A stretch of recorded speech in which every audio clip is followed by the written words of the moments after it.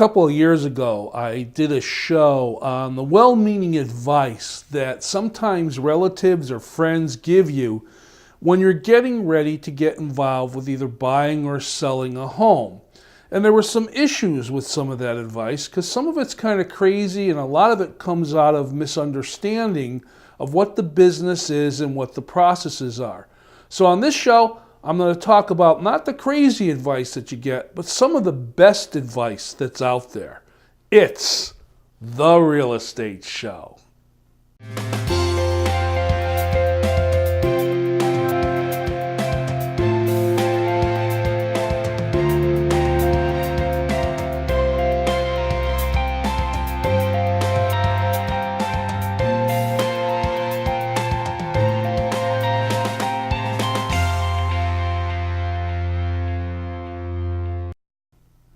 Welcome to The Real Estate Show. My name's Rick Naples, the owner-broker of Zone Realty, LLC.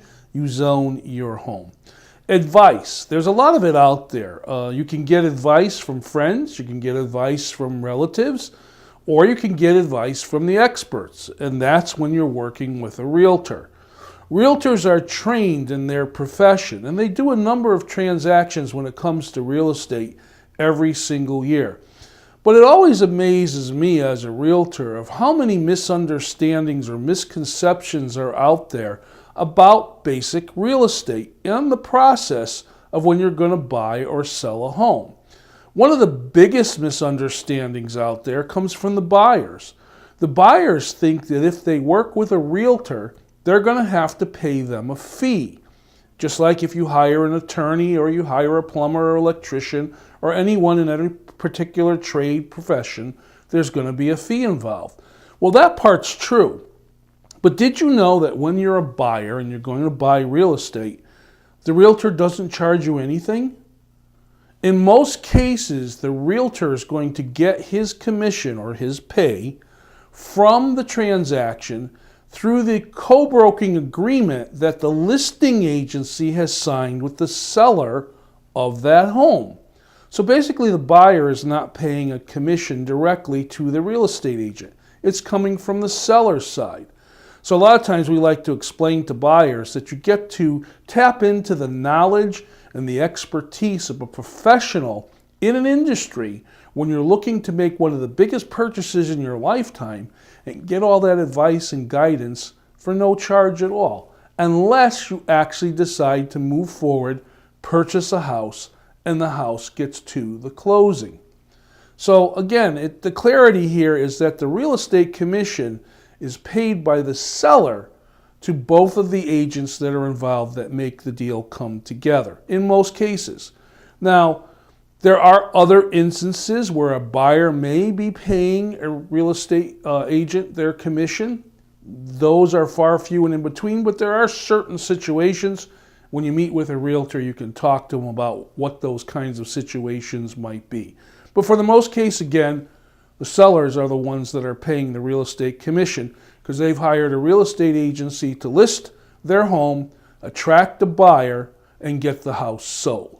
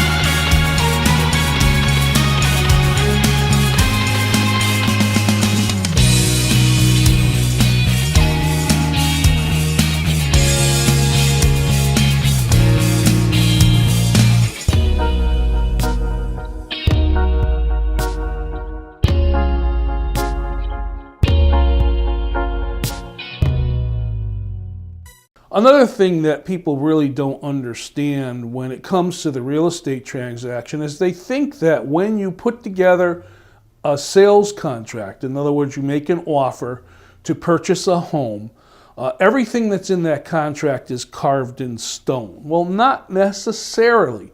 Contracts are negotiable, and you can negotiate right up to the closing table when you're making a purchase on a home. Now, a lot of times, all your negotiation is done pretty much ahead of time, and by the time you get to your closing, you've pretty much come to the agreement of what you're purchasing, how you're purchasing it, any repairs, credits, anything like that that might have been done to the house, or you're going into it purchasing it as is, or whatever the situation is. You're going to your closing with your full eyes open. Everything's been done. But there are those rare cases where something comes up at the last minute that may have to be renegotiated on. So contracts aren't necessarily carved in stone. You can renegotiate the terms of the contract either by extending closing dates, commitment dates, or even changing the offering price depending on how it proceeds as it goes to its closing.